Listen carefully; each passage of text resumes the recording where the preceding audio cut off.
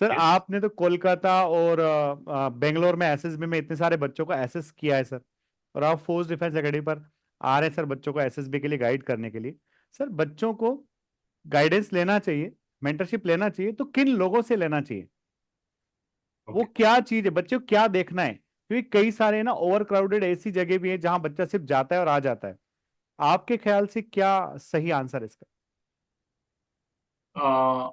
पहले कौन कौन कोचिंग दे रहे हैं मार्केट में या पूरे कंट्री में, वो कैंडिडेट्स का जाना जरूरी है।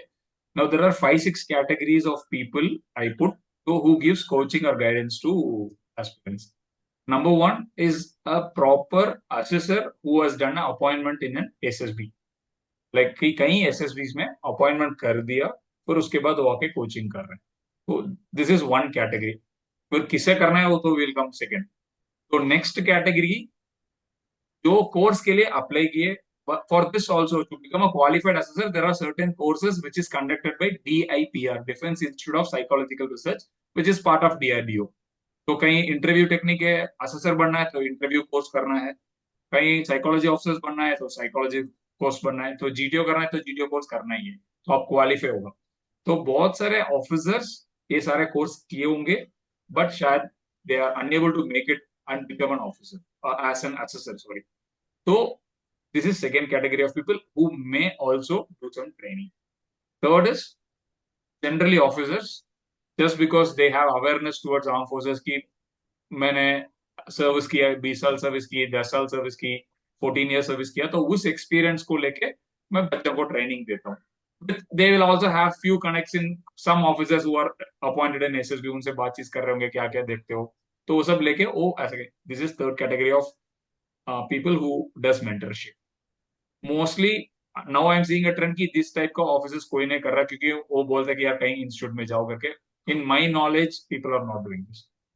फोर्थ कैटेगरी है कोई जवान सर्व किया, कहीं एसएसबी में सर्व किया या जनरल सर्व किया, बट उनके इलाका में उनके जोन में कोई ऐसी कोचिंग इंस्टीट्यूट नहीं है, ये नहीं है, but he finds a scope and वो थोड़ा बहुत मार्केट रिसर्च किए कैसा करना है, वो क्या थोड़ा बहुत आइडिया के लगे वो खुद ही कर सकते हैं, कर रही भी रहे कुछ कुछ जगह में।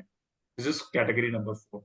कैटेगरी नंबर 5 इज मैं 10 बार एसएसबी गया, उसमें once I got recommended but medical out और merit out, so now I am fully trained professional. तो ऐसे बहुत सारे एस्पिरेंट्स जो एक बार रिकमेंड हो गए, they are also having their own coaching centres. फिर मैं 10 10 बार नहीं, 15 बार 20 बार गए, but I not got recommended, but her board में क्या क्या पूछते हैं वो मुझे पता है, तो I am also become an assessor now. This is category. And the last category is like कि मुझे कोई आइडिया नहीं है, मेरे दोस्त लोग कोचिंग कर रहे हैं तो मैं भी साथ में रहा, मैं कहीं कोचिंग इंस्टीट्यूट में, I have no idea towards arm forces, but मैं कहीं आर्म फोर्सेस कोचिंग इंस्टीट्यूट में काम किए, मैंने देखा वो कुछ बिजनेस पोटेंशियल है, फिर वो जो मॉडल लेके आया तो उसी मॉडल को मैं फॉलो कर रहा हूँ, रिजल्ट मिल रहा है, तो बस। अब इनमें एज एन एस्पिरेंट अगर आपको देखना चाहते हैं आप किसके नीचे ट्रेनिंग करेंगे तो आपको पासिंग प्रोबेबिलिटी या चांसेस ज्यादा रहेगा। तो सिंपल क्वेश्चन है, you should be able to answer.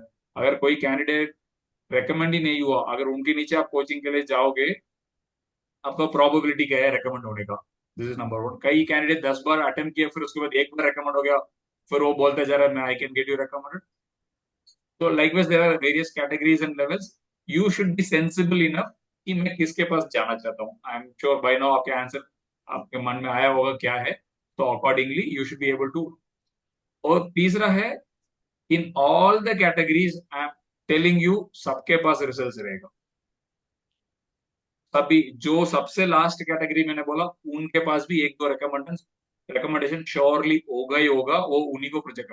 But कितने बच्चे से वो दो रिकमेंडेशन मिला वो देखना जरूरी है। और दूसरा, बहुत सारे कोचिंग एकेडमीज नेशन की बड़ी बड़ी best SSB coaching institute are telling हमने 3000 रिकमेंडेशन दे दिया, 5000 रिकमेंडेशन दे दिया, 10,000 प्लस रिकमेंडेशन दे दिया।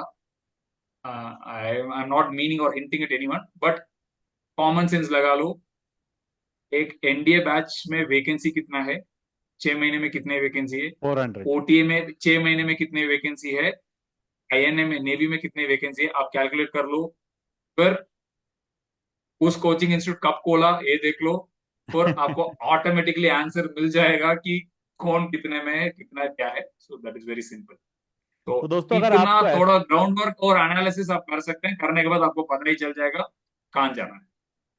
तो दोस्तों विमल सर ने आपके क्वेश्चन का आंसर दे दिया। और अगर आपको एसएसबी इंटरव्यू के लिए गाइडेंस लेना है तो आप उन लोगों के पास जाइए जो डिफरेंट एसएसबीज में सर्व कर चुके हैं, एज ए एसएसआर रह चुके हैं।